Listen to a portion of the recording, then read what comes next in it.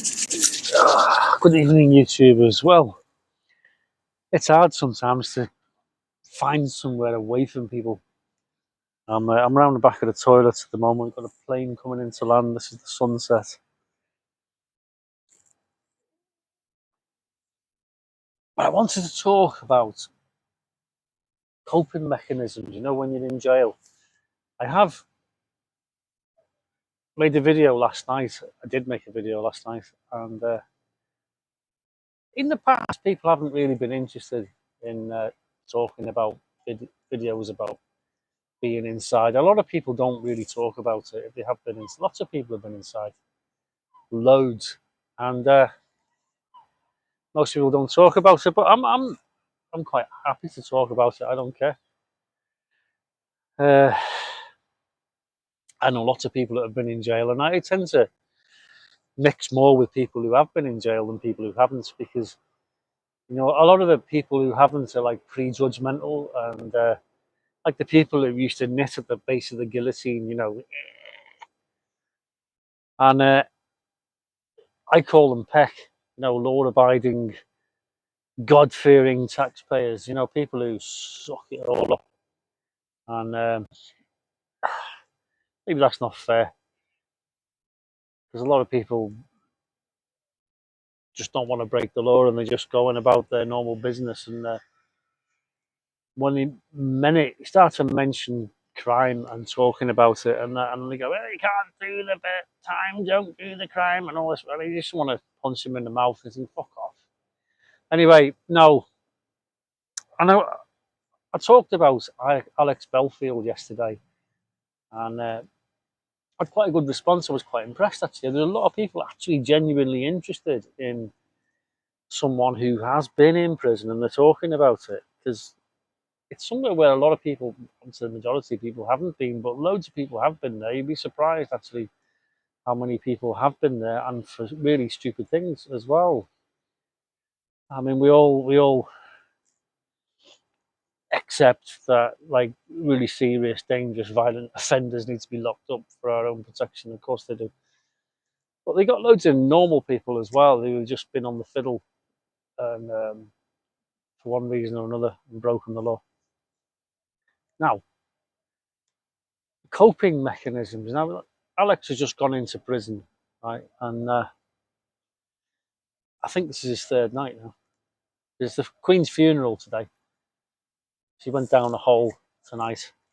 So that's where we are in time. And Alex will be there in his prison cell. He's probably in Nottingham prison, actually, because he was in Nottingham Crown Court. Sherwood Forest prison, yeah, the same one as Robin Hood, yeah, real place it is. And my guess is he's in there. Anyway, I've only been to prison once, and I can't really speak for anybody else. I can only speak about myself. And you get all the time, you get people just rocking up and like, what's he doing? And I'll just carry on. I'll just ignore them. Another one, another walker, and walking around the boat. Uh, Coping mechanisms, because you're really at an all-time low. I was 30 years old, never been in jail before, and unlike people who've been in and out all their life, because there's a lot of them as well. And there I am, at an all-time low, really.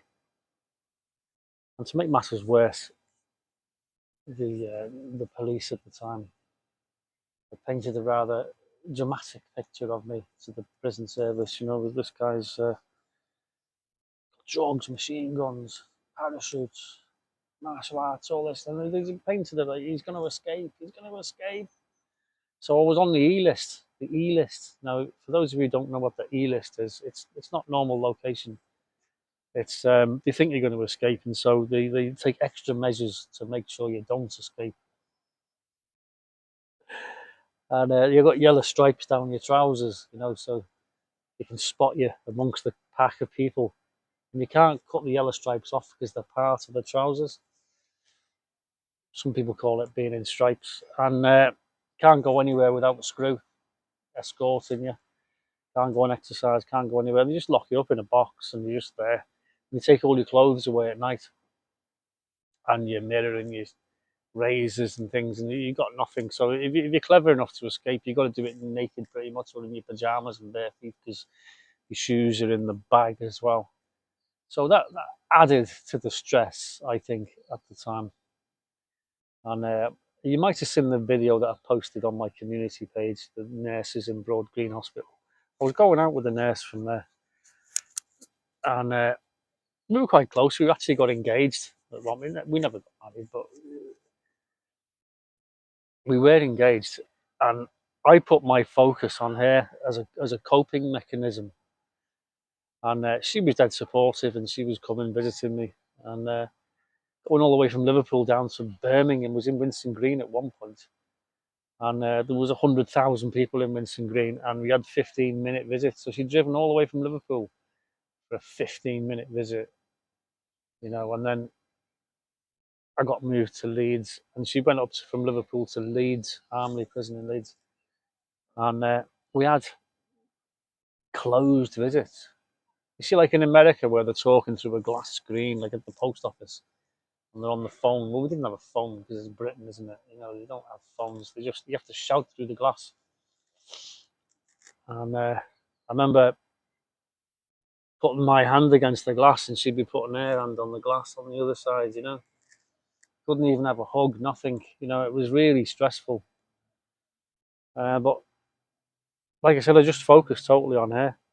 And the screws were laughing at me, and they said, "Well, statistically, 18 months, she'll be gone. She'll be having another fella. That's." And I refused to accept that, and I just focused on her. That's how I coped. That's how I coped. It's an all-time low. You're like a sort of broken man, and that all happens in the first 6 months. People have often said to me, "Why do you think the 12-month sentence? So you're out in 6 months. Why do you think that's better than like going to prison for 5.5 years?" And I'm just relating my own experience. I was at an all-time low, broken man, feeling very sorry for myself. It wasn't really. I couldn't see any escape, especially on the E list. More bars than any other cell, and being no shoes and all that. So there wasn't much chance of an escape. Plus, being on remand, I was on remand for about 18 months. You don't know how long you're going to be in jail. And when you've got drugs and machine gun charges hanging over you, you just don't know. You've got no idea. At least with Alex Belfield, he's gone to prison knowing he's got 5.5 years. Now, I didn't know that at the time when I was in for 18 months. And it does play hell with your mental health. And the last thing you ever want to say. I mean, I was never actually suicidal in jail, but if I had been, I definitely wouldn't have told them. But I wasn't. So, and the number of people, there was about 3 people when I was in Leeds that committed suicide. Young lads, young lads who nicking cars and things. I mean, young lads are adventurous, should we say? The adventurous spirit in young lads, that's why they go to war, isn't it? They all volunteer to join up and go over the top and shit like that. Because they've got adventurous spirit. They don't drive fast motorbikes. They do all kinds of dangerous shit, and that's the nature of young lads. That's how it is, and they can't cope when they're put under the mental stress of prison, and they just commit suicide in the cells. And realistically, they'd probably be out in not a great deal of time, but they don't know that at the time, and they finish up just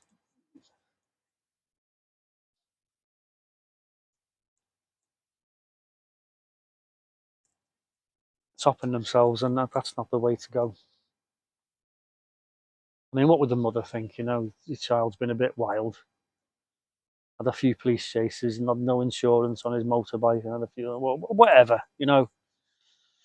And then they top themselves in jail, and the screws just laugh and go, "Oh, was he a swinger or a slasher?" And you think, so everyone's banged up on the landings, and they remove the body, and once the body's gone, they let everyone out onto the landings again to do whatever you do. And because the two ways of committing suicide in jail is you hang yourself with your bed sheets or something like that from the bars, or you have safety razors for shaving, and they break the safety razors and extract the razor blade, and they just, I've seen them cut themselves all the way down this way and that way, and bleed all over the floor. I've had a co-accused tried to commit suicide twice, heroin addict, and what, yeah. So yeah, coping mechanisms. You need a coping mechanism, and my coping mechanism was focusing on this girlfriend. And if you look back at the video that I put up, you can see they're just 21-year-old nurses in a nursing home. They were student nurses, and they were partying every night. And it was inevitable that that relationship wouldn't actually last very long anyway, even if I've been with her on the outside, but with a big concrete wall in the way, and closed visits, and all the kinds of grief that they were giving her anyway to put her off being with me, because they're really horrible to the visitors. Give them a load of shit to break your relationship. You know, you do it deliberately, and sure enough, 18 months down the road, she'd had a bricklayer stuck up her or something like that. I went off to Australia, New Zealand, I don't know. But I mean, she was the point of my focus at that time, and you know, realistically, she wasn't the right woman for me. But it was my mental health at the time, and being on the E list, which is 23-hour bang up. They let you out to walk around the exercise yard, you know, and then they put you back in your box, and that's it. And people who sit at the base of the guillotine knitting, like, they don't have a fucking clue what goes on in jail or how your mental health is affected, and they don't give a shit about young lads committing suicide in jail. And it's very difficult to get statistics from the government website, because it's they muddy the water so much. There's so many paragraphs about taking this into account and that into account and the other into account.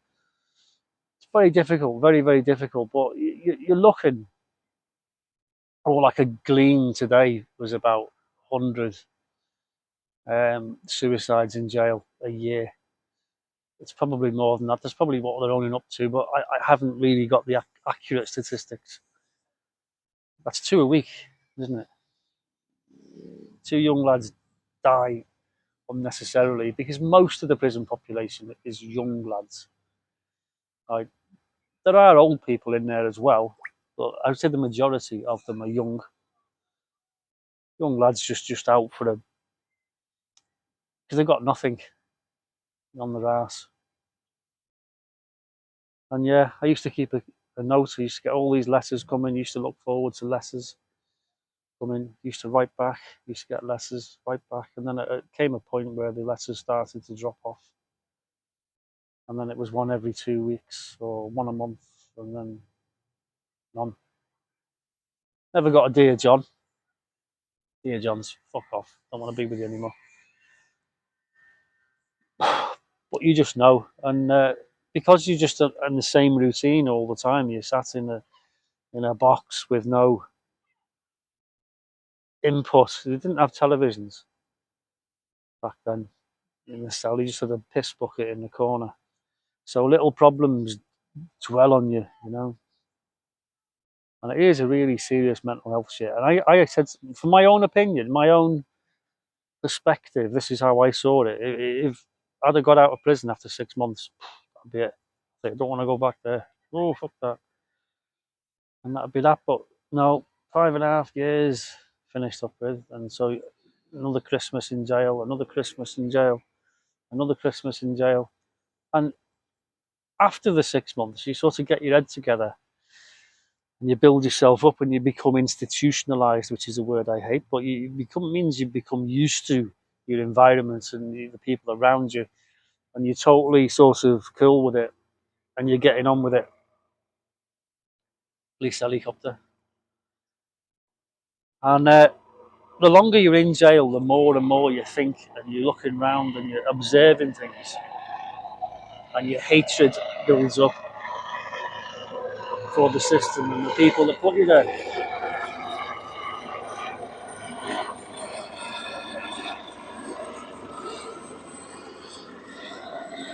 This is about the third attempt I've had to make this video.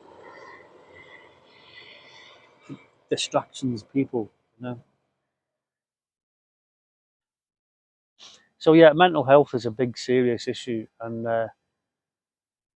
people think you can just get post-traumatic stress disorder by being in the army. Well, trust me, you can get post-traumatic stress disorder by being in prison, and it does affect your mental health. And I think unless they do something, and mind you, 30 years ago, it's probably changed a lot since then.